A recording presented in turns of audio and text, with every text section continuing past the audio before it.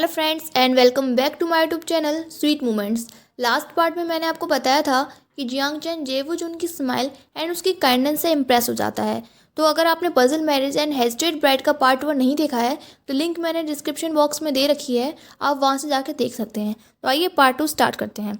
जब वांग जी को पता चलता है कि जेवुजुन ने सबको अंदर बुला लिया है पर विंग अभी भी इतनी नाइट में बाहर है, वो इनमें इनविटेशन कार्ड लेने वापस गया है, तो हमारे sweet and soft hearted Wang जी को विंग की चिंता होती है। वो उसकी हेल्प करना चाहता था बट क्लाउड रिसेस के रूल्स उसके सामने आ जाते हैं। तभी वो देखता है कि कोई रूल्स को तोड़कर क्लाउड रिसेस में दीवार चढ़कर एंटर हो रहा है। और गाइस, ये हम सबको पता है कि ये हमारा नॉटी विंग है और उसके हाथ में वाइन के 2 जार भी होते हैं। ये देख कर हमारा वांग जी फिर से कोल्ड हार्टेड हो जाता है। यार ऑब्वियसली वो रूल्स को इतना मानने वाला है एंड उसके सामने कोई रूल्स को ब्रेक करेगा तो कोल्ड हार्टेड तो वो हो ही जाएगा। तो चलिए आगे चलते हैं। तो वांग जी जो है वो अपनी बीचैन को लेके उस पर अटैक कर देता है। एंड फ्रेंड्स, जो भी अनटेम लवर्स हैं उनको ये बताने की तो आई थिंक मुझे ज़रूरत नहीं है कि बीचैन वांग जी के स्वॉर्ड का नाम है, आई मीन तलवार का नाम है। और हमारे वेंग की तलवार का नाम यार ऑब्वियसली बहुत फनी नेम है, सुबियान। जब वांग जी वेंग पर अपनी तलवार से अटैक करता है तो वेंग उसके अटैक को रोक देता है और उससे पूछता है कि तुम मुझ पर अटैक क्यों कर रहे हो।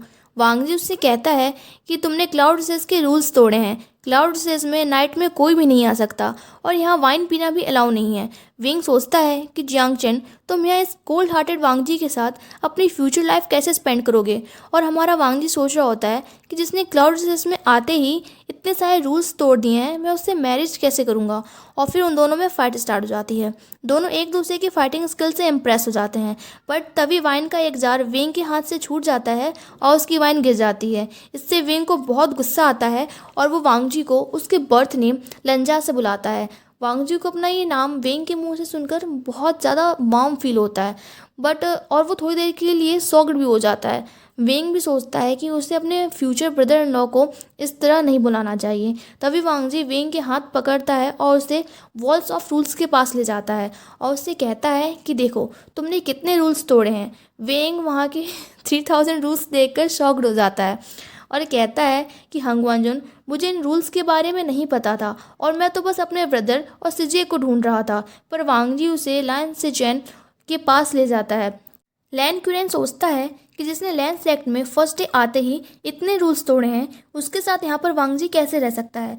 वो वेंग को पनिश करना चाहता था पर लैन सिचेन सोचता है कि यंग मास्टर वे का मैरिज प्रपोजल वांग जी के लिए आया है तो उन्हें इस तरह पनिश नहीं करना चाहिए। और वो वांग जी से कहते हैं कि वांग जी, तुम यंग मास्टर वे को यहाँ लाए हो तो मैं ये रिस्पॉन्सिबिलिटी भी तुम्हें ही देता हूँ कि तुम उन्हें क्या पनिशमेंट देना चाहते हो। और वो वेंग को बता देते हैं कि उसके brother and sister cloud recess में पहले ही आ चुके हैं और वो अभी रेस्ट कर रहे हैं। वांग जी वेंग को लैन क्लैन के रूल्स को 300 टाइम्स कॉपी करने की पनिशमेंट देता है। मतलब लैन सिचैन ने वांग जी को ये इसलिए ड्यूटी दी थी कि वो विंग को पनिशमेंट ना दे बट वांग जी ने तो उसने रूल्स को 300 टाइम्स कॉपी करने की पनिशमेंट दे दी। नेक्स्ट मॉर्निंग विंग हमेशा की तरह देर से उठता है और लेक्चर में लेट पहुंच जाता है। वहाँ वो नीस हुसैन से मिलता है और उनकी फ्रेंड से पूछ जाती है। लैन क्यूरेन ये चेक करने के लिए कि विंग वांग जी के लायक है भी या नहीं, वो विंग से बहुत सारे क्वेश्चन पूछता है और विंग उन सब क्वेश्चंस के राइट आंसर दे देता है। जहाँ वांग जी के साथ साथ लैन क्यूरेन भी विंग से इम्प्रेस हो जाता है पर दोनों ही ये बात शो नहीं करते। सही है, मतलब अंकल एंड नेफ्यू दोनों सेम। जब विंग जियांग चेन से मिलता है तो वो उसे नाइट की सारी बातें बताता है और कहता है कि जियांग चेन, तुम्हारा हस्बैंड तो बहुत ही ज़्यादा कोल्ड है। वो बस हमेशा रूल्स फॉलो करता है और इन्जॉय नहीं करता। उसने तो अपने ब्रदर इन लॉ को भी पनिशमेंट दे दी, तुम तो उसके साथ बोर ही हो जाओगे। पर जियांग चेन कहता है कि विंग, फालतू बातें मत करो, अभी तो प्रपोजल एक्सेप्ट भी नहीं हुआ है। जियांग चेन ऐसा इसलिए कहता है गाइस क्योंकि वो कहीं ना कहीं जेवुजुन को पसंद करने लगा था एंड वो खुद ही ये नहीं चाहता था कि ये मैरिज प्रपोजल एक्सेप्ट हो। विंग कहता और हमारे विंग को ऐसा लगता है कि जियांग चेन जो है वो अपने फ्यूचर हस्बैंड की बुराई नहीं सुन पा रहा है, इसलिए वो उसके आगे कुछ नहीं कहता। विंग सोचता है कि उसकी शिजे और जियांग चेन दोनों को ही ऐसे लाइफ पार्टनर क्यों पसंद आए हैं। उसकी शिजे को वो पिकॉक जिन जूशियन और उसके ब्रदर को वो boring and cold hearted Wang ji. Next day class में लेक्चर के टाइम पर विंग हमेशा की तरह बोर हो रहा होता है, तो वो एक पेपर मैन निकालता है और उसे वांगजी पर चिपका देता है। ये फर्स्ट टाइम था जब किसी ने वांगजी के साथ प्रैंक किया था। लैन क्यूरेन ये देखकर बहुत गुस्सा हो जाता है। वो सोचता है कि ये कैसा लाइफ पार्टनर है जो सबके सामने अपने वुड बी हस्बैंड पर प्रैंक कर रहा है, और वो वेंग से कल्टीवेशन से रिलेटेड क्वेश्चन पूछने लगता है। वेंग उसे कहता है कि हम कल्टीवेशन के लिए रिसेंटफुल एनर्जी का यूज़ क्यों नहीं कर सकते। उसके इस बात पर सब शॉक्ड हो जाते हैं और लैन क्यूरेन और भी ज़्यादा गुस्सा हो जाता है। वो वेंग को क्लास के बाहर निकाल देता है। जब वांगजी लाइब्रेरी पवेलियन में पहुंचता है तो उसे वेंग वहां पर गूसू क्लैन रूल्स कॉपी करते हुए दिखता है। वांगजी के वहां आते ही वो स्माइल करता है, पर वांगजी हमेशा की तरह अपने कोल्ड फेस दिखाकर अपनी टेबल के पास चला जाता है और बुक रीड करने लगता है। तभी वेंग उसके पास आता है और उसे एक पेज देते हुए कहता है कि मैंने अपनी पनिशमेंट कंप्लीट कर ली है और ये आपके लिए एक सॉरी गिफ्ट है। बट ये सॉरी मैं आपको गूसू क्लान रूल्स तोड़ने के लिए नहीं बोल रहा। उस दिन जब मैंने आपको आपके बर्थ नेम से बुलाकर आपकी डिसरिस्पेक्ट की थी, ये उसके लिए है। वांगजी देखता है कि उस पेज पर उसी की ड्राइंग बनी होती है। वांगजी को फिर से अपने हार्ट में बहुत वार्म फील होता है, पर उसे समझ नहीं आता कि वो इस सिचुएशन पर कैसे रिएक्ट करे। फर्स्ट टाइम उसके ब्रदर के अलावा उसे किसी ने गिफ्ट दिया था, और वो भी उसने जिसका मैरिज प्रपोजल वांगजी के लिए आया था। इसलिए वो बिना कोई रिएक्शन दिए वो पेंटिंग अपने टेबल पर साइड से रख देता है, जैसे कि उसे उस पेंटिंग से कोई फ़र्क ही नहीं पड़ता, और फिर वो अपनी बुक उठाकर उसे रीड करने लगता है। पर वांगजी नोटिस करता है कि ये वो बुक नहीं है जिसे वो पढ़ रहा था, बल्कि विंग ने उसे एक अडल्ट बुक से चेंज कर दिया है। वांगजी को बहुत शाय फील होता है और उसे बहुत गुस्सा भी आता है। तभी विंग उसे टीज करते हुए कहता है कि हांगवाजुन, अब ये मत कहना कि तुमने आज तक कभी भी कोई अडल्ट बुक नहीं पढ़ी। वांगजी अपनी विजय निकाल लेता है। विंग कहता है कि लाइब्रेरी पवेलियन में फाइट करना गूसू रूल्स के अगेंस्ट है, और वो वहाँ से चला जाता है। नेक्स्ट डे जब वांगजी लाइब्रेरी पवेलियन में आता है तो उसे विंग की सीट पर एक पियोनी फ्लावर दिखता है। फ्रेंड्स, जिसको पियोनी फ्लावर्स की मीनिंग पता हो वो मुझे कमेंट सेक्शन में कमेंट करके बताएगा। वांगजी को फिर से वार्म फील होता है और उसे समझ नहीं आता कि ये कैसी फीलिंग्स हैं, और वो उस फ्लावर को ले लेता है।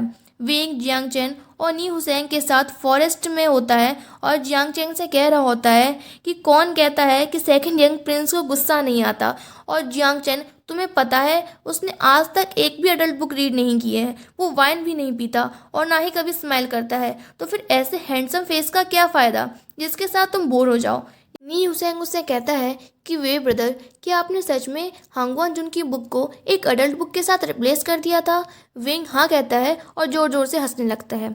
नेक्स्ट डे सबको पता चलता है कि लैन सेचैन और वांगजी वाटर कोस्ट को कैप्चर करने के लिए के टाउन जाने वाले हैं, इसलिए क्लासेस नहीं हैं। जियांग चेन और वेंग भी उन्हें अपने साथ ले जाने के लिए कहते हैं, और उनके साथ वैन निंग और वैन किंग भी होती हैं।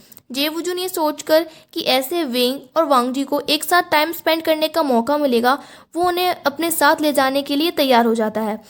जब वो लोग केई टाउन में एक होटल में रेस्ट करने के लिए जाते हैं तो जेवुजुन वेंग को वांगजी के साथ रूम शेयर करने के लिए कहता है और खुद जियांग चैन के साथ रूम शेयर करने के लिए मान जाता है। वेंग ये सोचकर कि शायद क्लाउड रिसेस में मैरिज से पहले पार्टनर्स को एक ही रूम में रहना अलाउ नहीं है, इसलिए वो खुद वांगजी के साथ रूम शेयर कर लेता है। नाइट में जब वो वेंग सो रहा होता है तो वांगजी को कैंडल लाइट में वेंग का क्यूट फेस देखकर फिर से सेम फीलिंग आती है, और वो सोचता है कि वेंग, तुम सोते हुए कितने क्यूट लगते हो, लेकिन जागने के बाद इतने एनोइंग एंड सेमफुल क्यों हो जाते हो। नेक्स्ट डे सब लोग अपनी अपनी बोट पर बिलिंग लेक में वाटर कोस्ट कैप्चर करने के लिए जाते हैं। वेंग अपनी तलवार से वांगजी की बोट पर अटैक करता है और वांगजी जंप करके वेंग की बोट पर आ जाता है। वांगजी वेंग को थैंक्स कहता है क्योंकि वाटर घोस्ट वांगजी की बोट पर अटैक करने वाला था, बट फिर से दो वाटर घोस्ट वांगजी एंड वेंग की बोट पर अटैक करते हैं। वेंग अपनी तलवार से उन पर अटैक करता है। वांगजी वेंग से उसकी तलवार का नाम पूछता है, जिस पर वेंग उसका नाम सुइबियान बताता है। फ्रेंड्स, सुइबियान एक चाइनीज़ वर्ड है जिसका मतलब एनीथिंग होता है, एंड अनटेम लवर्स को तो ये बात पहले से ही पता होगी, फिर भी मैंने इसलिए बता दिया कि शायद कोई न्यू मतलब बंदा हो या बंदी हो जो मतलब वांगशियन फैनफिक सुन रहा हो, तो इसलिए। पर वांगजी वेंग की बात का मतलब नहीं समझ पाता और वो उससे कहता है तुम्हें इस तरह अपनी तलवार की डिसरिस्पेक्ट नहीं करनी चाहिए। वेंग उसे बताता है कि उसकी स्वॉर्ड का नाम ही सुइबियान है। वांगजी सोचता है कि वेंग, तुम सच में बहुत इडियट हो। तभी सारे वाटर घोस्ट उन पर अटैक करते हैं और वो सब अपनी तलवार पर उड़ने लगते हैं। विंग देखता है कि वैन निंग अभी भी बोट पर है, क्योंकि वो एक लैन क्लैन के स्टूडेंट चूसे की हेल्प कर रहा होता है, जो कि जिसकी तलवार पानी में चली गई होती है। वेंग उन दोनों की हेल्प करने जाता है, बट वो एकदम से अनबैलेंस हो जाता है। तभी वांगजी उसकी कॉलर को पकड़ लेता है और वो सोचता है कि वेंग, तुम इनकी हेल्प करने आए थे, ये तो अच्छी बात है ना, फिर मुझे बुरा क्यों लग रहा है? शायद इसलिए क्योंकि मैं तुम्हें डेंजर में नहीं देखना चाहता, या इसलिए क्योंकि मुझे जेलस फील हो रहा है। तो फ्रेंड्स, यहाँ हमें पता चलता है कि वांगजी को भी वेंग के लिए फीलिंग्स आने लगी हैं, लेकिन वेंग तो उसे अभी भी अपना ब्रदर इन लॉ ही समझता है। तो आगे स्टोरी में क्या होगा? क्या वेंग को भी वांगजी से प्यार हो जाएगा, या वेंग की शादी जियांग चैन से हो जाएगी? तो देखते हैं आगे स्टोरी में क्या होता है। अगर आपको स्टोरी लाइन अच्छी लगी हो तो please like this video and subscribe this channel, and आगे के एपिसोड में मिलते हैं। तब तक के लिए bye bye and take care.